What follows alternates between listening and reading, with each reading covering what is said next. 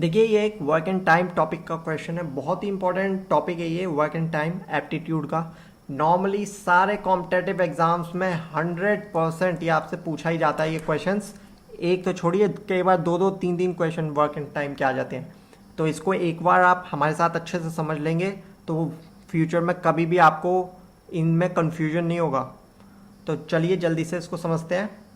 तो देखिए, A can do a piece of work or some work in 12 days. The same amount of work B can do in 15 days. अभी यहाँ पे क्योंकि work को different नहीं किया है इन्होंने, सेम ही वर्क रखा है। So this question has become easy. ये थोड़ा ईजी हो गया इस वजह से, नहीं तो इसमें और भी वेरिएशंस लाया जा सकता था। सो together in how many days, एक साथ वो लोग कितने दिन में ये काम ख़त्म कर देंगे। तो चलिए जल्दी से सॉल्व करते हैं। तो देखिए, A can do X amount of work, हमने मान लिया एक्स इज द वर्क।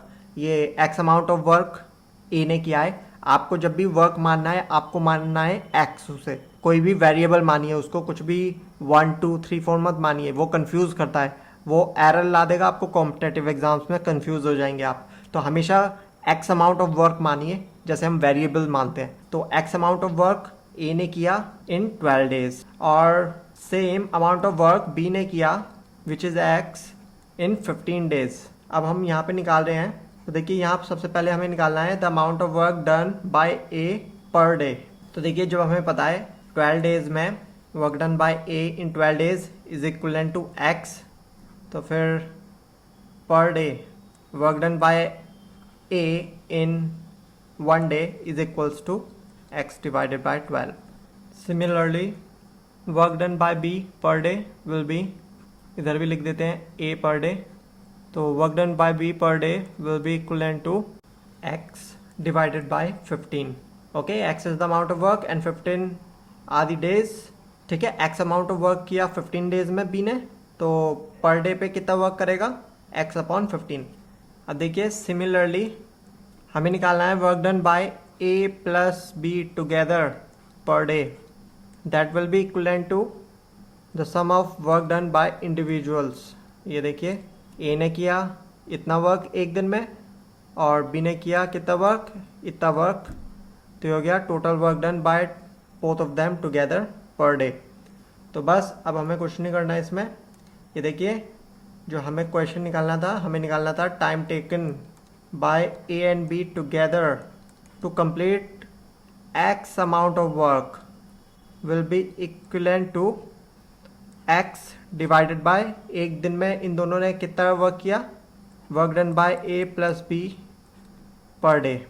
तो ये हमारे डेज आ जाएंगे, क्योंकि यहाँ पे भी ये वर्क की यूनिट है, ये वाली भी, ये भी वर्क है और ये भी वर्क की यूनिट है। तो आपको पता है सिंपली हमारे पास ऊपर डेज की यूनिट बचेगी।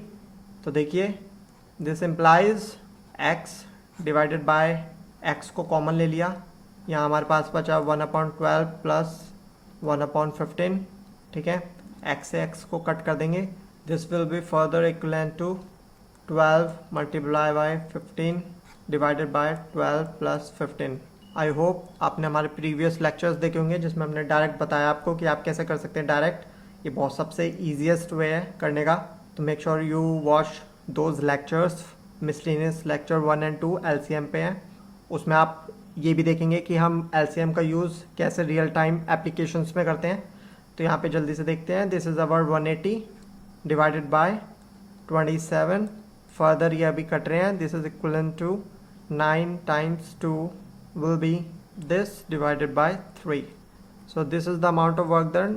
Further we cut it into decimal, we will get 6.66. Further we'll repeat, so we are writing it as 7. So this is the approx time will be taken. So this is our answer. अब मैं आपको एक बार बता देता हूँ कि हमने further यहाँ से easily jump कैसे किया। ये देखिए, हमारे पास था 1/1 डिवाइडेड बाय 12। यहाँ पे मैंने ऊपर नीचे मल्टीप्लाई किया 15 का। देन मेरे पास था 1/15, यहाँ पे मैंने मल्टीप्लाई किया ऊपर नीचे 12 का। LCM निकालने में मैंने टाइम नहीं लगाया क्योंकि मुझे इसे जस्ट डायरेक्ट सॉल्व करना है। I am not interested in finding LCM।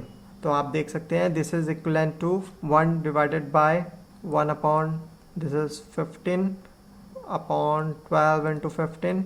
Basically मैंने इसका नीचे का पार्ट कॉमन किया है, इसलिए ही हम एलसीएम भी लेते हैं टू मेक इट कॉमन।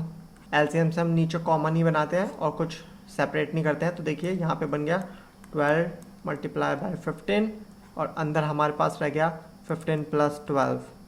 ठीक है, this is further equivalent to, इसको हम ऊपर ले जाएंगे, ये हमारा ऊपर आ जाएगा इधर, that will be 12 into 15 divided by 15 plus 12, this will be equivalent to 180 divided by 27, that is further cut becomes 6.667 approx. Okay, so that's the answer. देखिए कई बार अगर आपको डाउट हो कि आपका आंसर सही आया या नहीं आया, तो देखिए इस तरीके से आप एक बार एक छोटा सा आइडिया ले सकते हैं कि जब हमें पता है कि A can do X amount of work alone in 12 days, जब ये अकेला ही उस वर्क को 12 दिन में कर देता है, तो अगर ये दोनों मिलके इस काम को करेंगे तो obviously they both are capable of doing that in less than 12 days. Minimum days में जो कर रहा है उससे भी कम डेज में काम कंप्लीट हो जाएगा। अगर किसी काम को मैं 12 डेज में कर रहा हूँ तो ऑब्वियसली अगर मैं किसी का साथ लूंगा तो उस काम को मैं और भी कम डेज में कंप्लीट कर सकता हूँ। सो दैट्स वाई वो डेज हैं 6.667, मतलब कंप्लीट 6 डेज और अगले दिन का हमारा आधे से ज़्यादा दिन, which is 0.667. I hope you like this video. If so, consider subscribing my channel, like this video, share this video, and I'll see you next time.